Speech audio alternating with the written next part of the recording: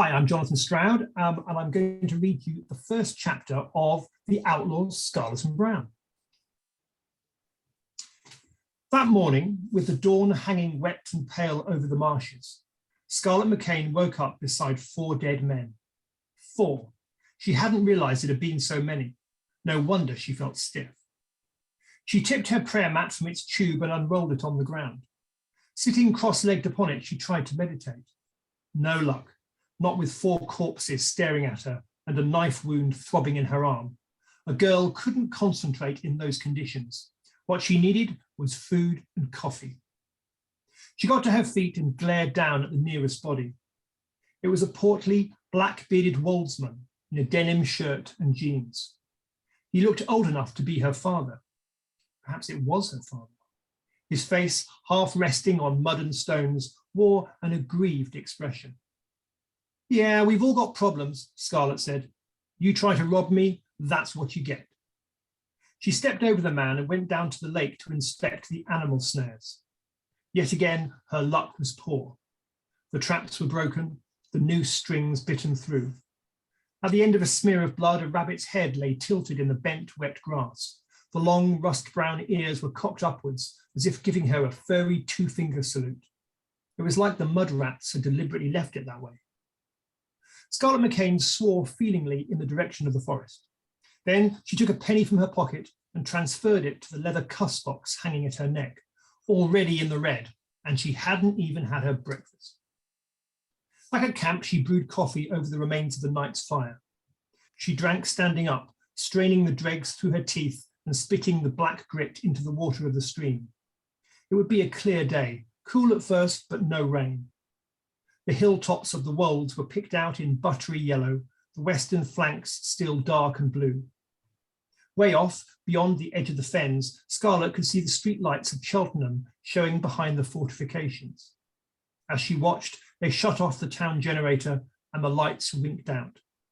In another half hour, they'd open the gates and she could go in. She rolled up her blanket and slotted her prayer mat in its tube, then went to collect her sulphur sticks. 2 had been trampled in the fight, but 3 were okay. The smell had kept the mud rats off during the night. Scarlett shook her head. It was getting so you couldn't take a kick in case one of those bristly bastards slunk out of a bush and bit your nose off. The bigger rats would do that. It had happened to people she knew. She stooped to her rucksack, unclipped the 2 empty bottles and carried them to the stream. One of the men she'd killed was lying half in the water, face up, blonde hair swirling with the riverweed, a white hand floating above the pebbles like a crimped and curling starfish. Scarlett went upstream of the obstruction. She didn't want to catch anything. Her leather coat brushed against the reed stalks as she waded a few steps in and refilled the bottles. Mud and water reached halfway up her boots. She glimpsed her pale round face hanging distorted beyond the ripples. Scarlett frowned at it and the face frowned back at her. Its long red hair was tangled worse than the riverweed. She'd have to sort that out before she went into town. She was tightening the bottle tops when she felt the skin prickle on the back of her neck. She looked behind her, suddenly alert, her senses operating at a new intensity. The sun was rising over the Wessex wilds. Everything was lit a fiery, optimistic gold. There was almost no breeze. Out on the lake, the motionless water clung about the reed stems as flat and blank as glass.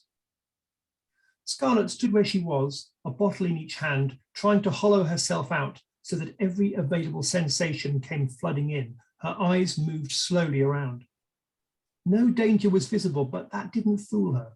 Something had come out of the forest, drawn by the smell of spilled blood. So where would it be? A short distance from the shore, midway between the lake and the trees, the remains of ancient buildings protruded from humped grass. The melted walls were crags now, harder than rock confused into strange black shapes. A flock of birds, coiling like a streamer, wheeled and darted high above, then swept off across the forest. She could see nothing else, nor was there any sound. Scarlett walked back to her rucksack, fixed the bottles and tube in place, and hoisted the bag over her shoulders. She kicked soil onto the fire, circling slowly so as to scan the landscape in all directions. If time had allowed, she would have rifled the bodies of the outlaws in search of supplies, but now she just wanted to get away. She made a token inspection of the bearded man, just another failed farmer who thought possessing a knife, a paunch, and a bad attitude made him capable of attacking a lone girl sitting by a campfire. The knife was not as sharp as the one Scarlett had in her belt, but he did have a grease-proof pack of sandwiches in the pocket of his jacket. So that was Scarlett's lunch sorted.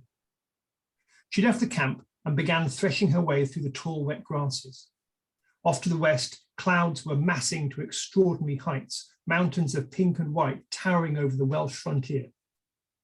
Scarlett moved away from the lake and made directly from the crags. Better to face the creature now, out in the open with the sun on her back, than be stalked across the marshes. Hide and seek wasn't her thing.